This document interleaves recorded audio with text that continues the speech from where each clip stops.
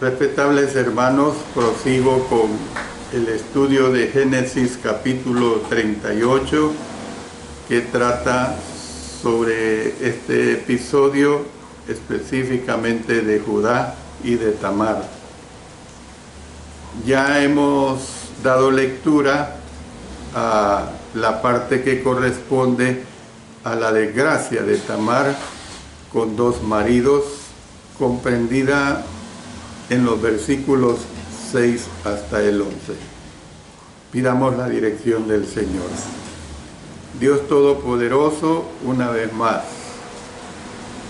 estoy encomendándome a ti para que siempre me dirijas, de tal manera que el Espíritu Santo sea mi guiador y que siempre tú recibas honra, gloria y honor, y que haya mucho crecimiento para quienes escuchan.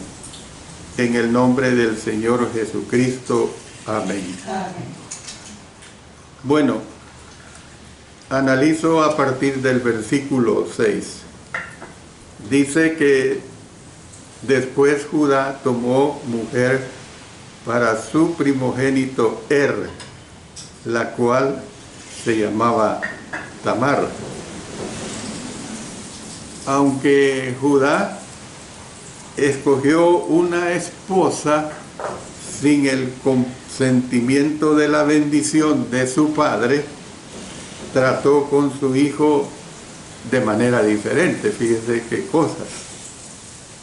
Cuando llegó el momento para que su primogénito se casara, Judá siguió la antigua costumbre de los matrimonios arreglados. Dice que tomó mujer para él. Como ya les he dicho en anteriores clases, esto evidentemente no va con nuestra cultura. Hay que entenderlo desde el punto de vista de aquellas culturas. En Génesis 21:21 dice: y habitó en el desierto de Parán, y su madre, noten, su madre le tomó mujer de la tierra de Egipto.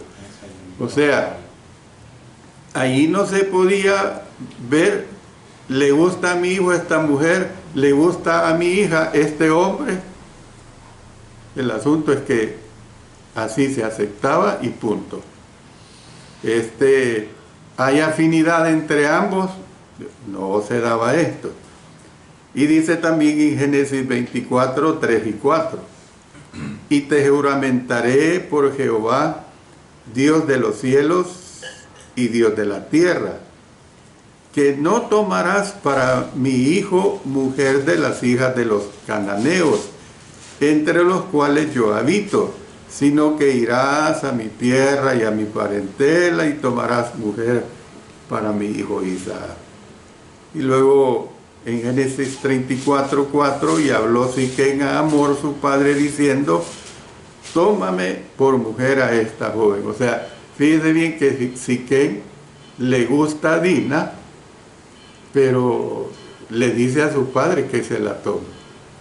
Y luego la cultura era de que, bueno, ya me escogieron para este hombre y punto. Tengo que simplemente aceptarlo. Es decir, la mujer que se le toma se llamaba Tamar, pero se puede ver que no se da información relativa a los antecedentes de esta joven cananea. No hay una información nada amplia acerca de ella. Luego dice el versículo 7: y el primogénito de Judá, fue malo ante los ojos de Jehová, y le quitó Jehová la vida. Su nuevo marido, fue malo ante los ojos de Jehová. Y aunque sus pecados específicos no se mencionan, eran de naturaleza tan grave que Jehová le quitó la vida. Y claro, mire, Si no se mencionan los pecados, ¿para qué saberlo? Si Jehová le quitó la vida, usted tiene que imaginarse las negruras de este hombre. Y ni siquiera se las imagine. Era malo. El término malo podría no ser lo suficientemente fuerte. En este contexto es la palabra ra, con apóstrofe al final, para describir malo. Y debe traducirse como malvado. Fíjese bien la gran diferencia. Si yo digo de una persona, esa persona es mala, como que suena un poco suave. Pero cuando yo digo de una persona, esa persona es malvada, es diferente, es más fuerte. O sea, la maldad en su máxima expresión. Entonces, se traduce como malvado, pues, para transmitir, pues, la profundidad de su depravación ante el Señor. Un malvado es un depravado, pues. Es un depravado. Yo en estos momentos que le estoy hablando a usted de eso, de un malvado, de un depravado, yo estoy más que seguro que tiene en mente personas que usted ha conocido o que actualmente las conoce y que son personas depravadas, que son personas realmente malvadas. El nombre y el término malo o malvado tienen las mismas dos consonantes, aunque invertidas, ¿verdad? Bueno, algunos han interpretado lo anterior como un castigo extremo que revela una falla en el carácter de Dios. O sea, las personas que siempre le dan vuelta a las palabras de Dios, a lo que Dios decide, a lo que Dios quiere. Sin embargo, las Escrituras enseñan que el Señor es nuestro Creador. Él da la vida y Él tiene la prerrogativa para quitarla. Miren lo que dice Job 1:21. Y dijo: desnudo salí del vientre de mi madre y desnudo volveré allá. Jehová dio y Jehová quitó. Sea el nombre de Jehová bendito. Entonces, fíjense la entereza de Job de bendecir a Dios, sea que le diera la vida o que se la quitara. ¿Ve? Así actuaba Job. Todos somos pecadores. Dice la Escritura: por cuanto todos pecaron y están destituidos de la gloria de Dios. Romanos 3:23. Y todos son dignos de muerte, porque la paga del pecado es muerte. Romanos 6:23. Entonces, puesto que Dios es misericordioso, Él permite que la mayoría de la humanidad siga viviendo de una o de otra manera. Mire, como dice el dicho, para muestra un botón. Ahorita estamos aquí en El Salvador, todavía bajo la amenaza del huracán Julia. Apenas hay unos leves vientos. No son ni comparables con los vientos realmente huracanados que se dan en el Caribe, que se dan en las naciones donde pegan estos huracanes. Es una risa en los vientos que tenemos ahorita. Dicen que en Nicaragua ya está la fuerza del huracán. ¿Hasta qué grado? Yo no lo sé, porque ha pegado mientras estoy dando esta clase o estas clases. Pero fíjese bien, ahí está la misericordia de Dios. ¿Cuántas personas son salvadas físicamente? O sea, ¿cuántas personas no mueren? Que mueren algunos, eso yo no lo estoy negando, pero la gran mayoría son salvas, hablando físicamente, no hablando de la salvación en Cristo Jesús, ¿verdad? Entonces, puesto que Dios es misericordioso, permite que la mayoría de la humanidad siga viviendo. ¿Por qué? Porque Él no quiere que ninguno perezca, es decir, en el sentido físico, y ni siquiera mucho menos en el sentido espiritual. ¿Ve? Por eso dice, agrega, sino que todos procedan al arrepentimiento. Nuestro amoroso Padre Celestial nunca quiere destruir a una persona, porque todos están siendo o han sido hechos a su imagen y semejanza, y todos los seres humanos que siguen naciendo, nacen a su imagen y semejanza. Entonces, con Dios no le permitiría seguir practicando el pecado con impunidad. Usted sabe lo que es la impunidad. Es cuando el pecado, la maldad, los malvados quedan impunes, están cometiendo hechos y hechos y hechos y hechos y hechos y hechos y hechos infinitos malos, y hay impunidad. A él no le permitió Dios la impunidad de su maldad. Posiblemente Dios no vio ninguna característica digna de redimir en su vida, y su corazón estaba tan endurecido en el pecado que había sobrepasado el punto de un posible arrepentimiento. Y es que Dios es Dios, hermanos, y Él conoce mentes y corazones.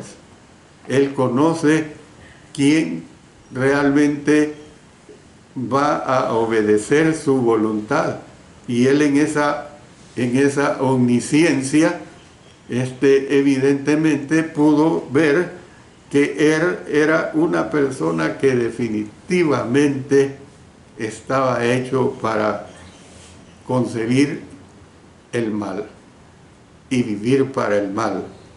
Primero el mal, después el mal y por último el mal. Entonces mejor lo corto. Solo en situaciones especiales de maldad fue que el Señor le quitó la vida a una persona, y en esos casos la acción extrema pretendía que otros se dieran cuenta de la gravedad de vivir en una maldad flagrante, porque eso es lo que el ser humano tiene que entender: vivir en una maldad flagrante. La maldad flagrante es aquella: yo hago lo malo mañana, tarde y noche, viene el día lunes, mañana que es lunes, hago lo malo mañana, tarde y noche, viene martes, viene miércoles, pasa una semana, pasa 2 semanas, pasan un mes, pasa el año, pasan los años, y yo sigo haciendo la maldad flagrante. La muerte de él no solo fue un castigo merecido, hermanos, también fue una lección a la que debería haber prestado atención Onán. ¿Ve? Porque eso es lo que se nos manda. Cuando vemos la maldad en alguien, uno tiene que reflexionar y decir: no, yo no quiero ser de esa manera. Yo quiero temerle a Dios. Yo quiero realmente buscar el camino de Dios. Onán, el segundo hijo de Judá, que necesitaba pensar seriamente acerca de sus propias actitudes y estilo de vida pecaminoso en el cual había vivido él, le importó poco. Le importó poco. ¿Ve? Otros ejemplos, y vamos a verlo de acuerdo a la palabra de Dios, de personas a las que el Señor dio muerte por su pecado. Por ejemplo, voy a poner, y usted lo conoce, el pecado de Nadab y Abiú. Dice Levítico 10, 1 al 3. Nadab y Abiú, hijos de Aarón, Tomaron cada uno su incensario y pusieron en ellos fuego, sobre el cual pusieron incienso y ofrecieron delante de Jehová fuego extraño que él nunca les mandó. Fíjense bien, fuego extraño que él nunca les mandó. Y salió fuego de delante de Jehová y los quemó y murieron delante de Jehová. Entonces dijo Moisés a Aarón: esto es lo que habló Jehová diciendo: en los que a mí se acercan me santificaré, y en presencia de todo el pueblo seré glorificado. Y Aarón cayó. Bueno, usted dirá, pero es que ellos siempre ofrecieron fuego. Ellos tuvieron buen propósito, puede decir alguien. No, es que el Señor había especificado lo que debería ofrecerse, el fuego específico que debería ofrecerse. Y a ellos les importó la ordenanza de Dios. Ese fue el punto. Mire, quizás usted tome este ejemplo, y que lo he puesto en varias ocasiones, el caso de la cena del Señor. El Señor nos dice que debe ser jugo de la uva. El Señor nos dice que es gaseosa de uva o bebida de uva. El Señor no dice eso, que a usted se le olvidó o que a alguien se le olvidó, el encargado, de que no hubo jugo de uva y sale a la tienda, como sucedió un caso, a comprar una gaseosa de uva. No. El Señor nos dice que es pan sin levadura, que a usted se le olvidó, a la hermana se le olvidó hacerlo y va allá adentro y consigue una tortilla y pase pedacitos, la tortilla de maíz.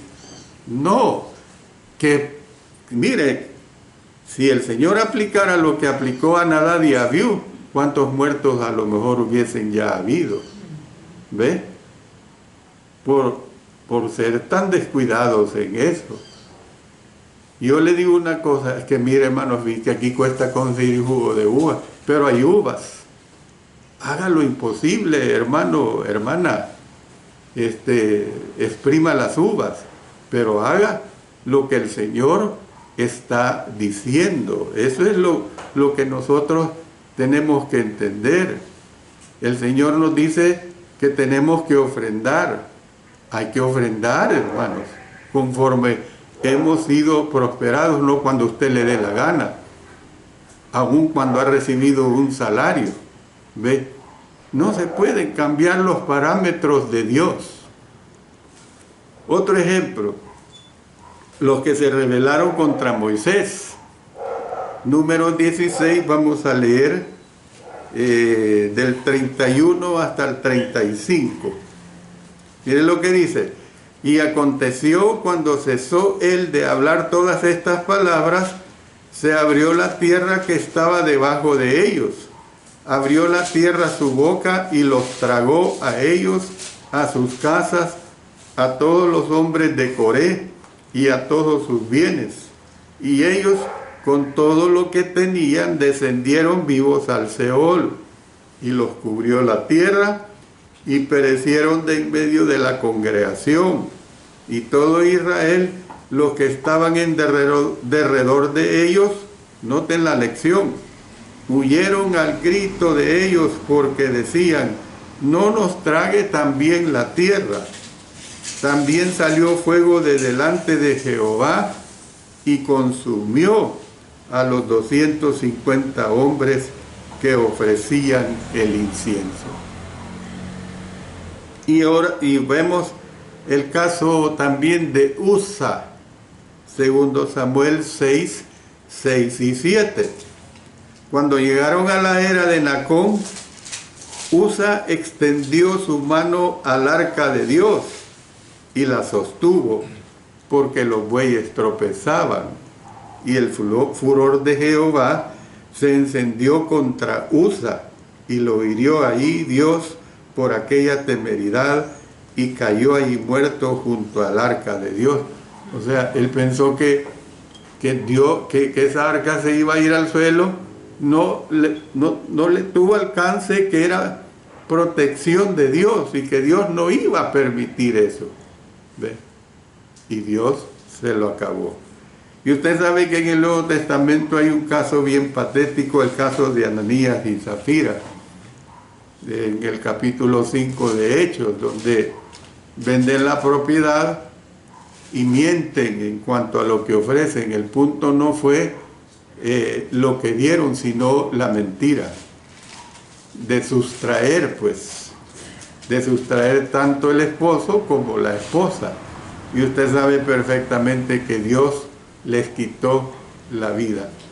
Le dio un mensaje, pues, a la iglesia de no proceder así, de esa manera.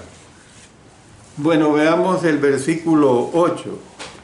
Dice: entonces Judá dijo a Onán: llégate a la mujer de tu hermano y despósate con ella y levanta descendencia a tu hermano. Independientemente de lo que pasara por la mente de Onán, evidentemente no tomó en serio la posibilidad de que la muerte de acarreaba una advertencia divina. A medida que continuaba el relato, Judá le da esta orden, pues.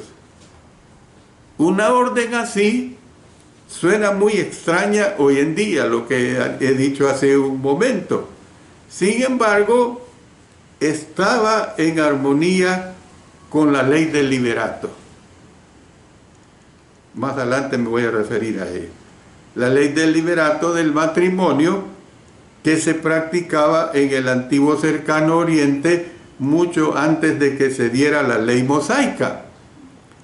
De acuerdo con la misma, una viuda sin hijos podía esperar casarse con su cuñado.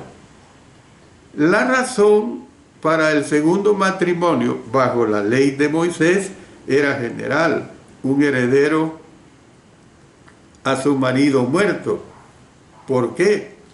Dice Deuteronomio 25:6: y el primogénito que ella diere a luz sucederá en el nombre de su hermano muerto, para que el nombre de éste no sea borrado de Israel. Era especialmente importante en las sociedades agrícolas antiguas, porque la herencia de la tierra y las posesiones iba a los herederos varones, y el hijo mayor con frecuencia recibía una doble porción de la herencia de su padre. Una mujer, miembro de una familia como Tamar, solo podía heredar por medio de su marido, y por lo tanto, bajo la interpretación legal, un hijo nacido a ella con el cuñado sería contado como el descendiente de su marido muerto, que no únicamente aseguraría su herencia de esta manera, su viuda también tendría la seguridad de tierra o posesiones para su vejez. La aclaración que les prometí es que el término levirato, se deriva de la palabra latina levir, que quiere decir el hermano del marido. Ojalá que no se le olvide. Levirato se deriva de la palabra latina levir, que quiere decir el hermano del marido, es decir, cuñado, pues, en otras palabras, el equivalente hebreo a Yaván. ¿Ve? Esa es la aclaración. La otra es que la aplicación de esta ley a veces se extendía más allá de un cuñado pariente más cercano, como nos indica el libro de Ruth, y lo vamos a leer en Ruth 1:5. Dice: y murieron también los dos, Malón y Kelión, quedando así la mujer desamparada de sus dos hijos y de su marido. Ruth 3:12 Y ahora, aunque es cierto que yo soy pariente cercano, con todo eso, hay pariente más cercano que yo. Ruth 4, 5 y 10. Entonces replicó Booz: el mismo día que compres las tierras de mano de Noemí, debes tomar también a Ruth, la moabita, mujer del difunto, para que restaures el nombre del muerto sobre su posesión. Y que también tomo por mi mujer a Ruth, la moabita, mujer de Malón, para restaurar el nombre del difunto sobre su heredad, para que el nombre del muerto no se borre de entre los hermanos y de la puerta de su lugar. Vosotros sois testigos hoy. Versículo 9. Miren lo que dice el versículo 9. Y sabiendo Onán que la descendencia no había de ser suya, sucedía que cuando se llegaba a la mujer de su hermano, vertía en tierra por no dar descendencia a su hermano. Aquí hay una lección que tenemos que aprender. El segundo hijo de Judá también demostró faltarle el carácter. Se aprovechó egoístamente de la primera parte de la instrucción de su padre sin obedecer la segunda parte. Le obedece la primera. ¿Cuál? Tu hermano era muerto, toma a la viuda, pues. Llégate a ella. La cumplió, pero no cumplió la segunda parte, en la cual tenía que haber descendencia. La razón de su comportamiento se expresa claramente. ¿Por qué? En lugar de, cuando dice aquí, cuando, varias versiones consignan la palabra hebrea in como cuando fuere qué. ¿Cuándo? Cuando fuere qué. Sugiriendo que Onán tuvo relaciones sexuales con Tamar en numerosas ocasiones. Sin embargo, cada vez vertía en tierra y se negaba a producir descendencia a su hermano muerto. O sea, ¿qué es lo que vemos acá? Onán trató a Tamar de una manera muy despreciable, hermanos y hermanas. La tomó como un objeto sexual con la que legalmente podía satisfacer su deseo. Qué triste, ¿verdad? Él no tenía ninguna intención de proporcionarle un hijo que fuera contado como hijo de su hermano mayor. Y había una razón. El pecado de Onán no fue practicar el control de la natalidad, como erróneamente han afirmado algunos. Más bien, su pecado estaba en codiciar de manera egoísta la porción de la herencia de Er, que habría ido al primer hijo de su cuñada, y no cumplir con su deber como cuñado. Ah, no, si es que si concibe de parte mía, no me va a tocar esa herencia que me corresponde a mí, sino que le va a tocar, imagínense, sentirse tan egoísta que esa herencia le quedaría a su propio hijo. Hombre, ese es el colmo de los colmos. Por eso, miren lo que nos dice este versículo 10. Y desagradó en ojos de Jehová lo que hacía, y a él también le quitó la vida. Dios es así, hermanos. Y otra vez vuelvo a decir, ¿qué pasaría si Dios siguiera procediendo como procedió en estos tiempos históricos antiguos testamentarios? Los vergonzosos actos de Onán desagradaron en los ojos de Jehová, Su comportamiento egoísta se opone directamente a la voluntad y a los propósitos de Dios. Esa es la realidad que nosotros tenemos que ver. Es como, vuelvo a poner el ejemplo de nuestra ofrenda. Hemos sido prosperados, pero somos tan avarientos que cuando tenemos la bolsa llena de billetes, no, hombre, no quiero desprenderme del billete de a 10, del billete de a 20 o de lo que sea, hermano, de lo que usted decida darle a Dios según haya sido prosperado.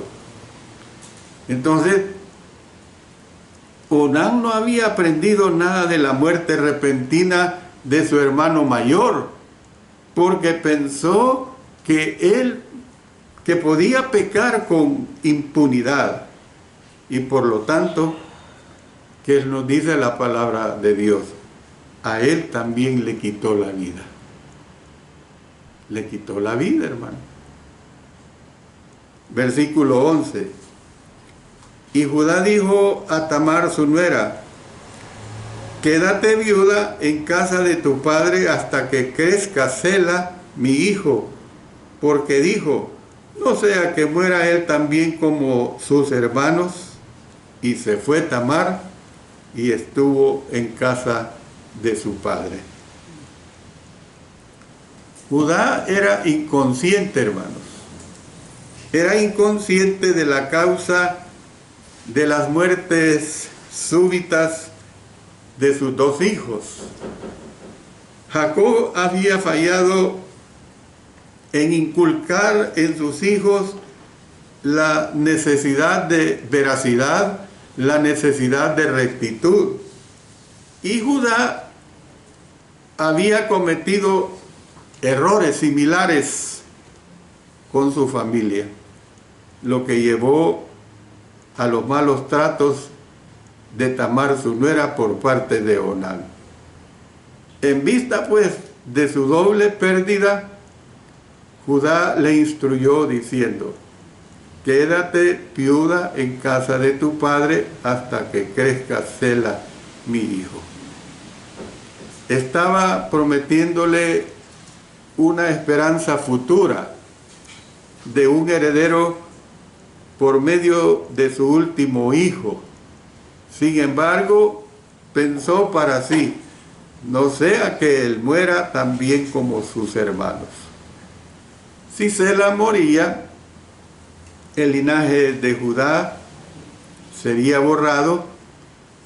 Judá falló en reconocer la razón de la muerte de sus hijos mayores. Ambos habían muerto por culpa de su propia maldad. Sin embargo, de alguna manera, pues, miren qué grato, de alguna manera responsabilizó a Tamar, como que si ella estuviera bajo algún tipo de maldición. Este fue insensato bajo todo punto de vista, hermanos.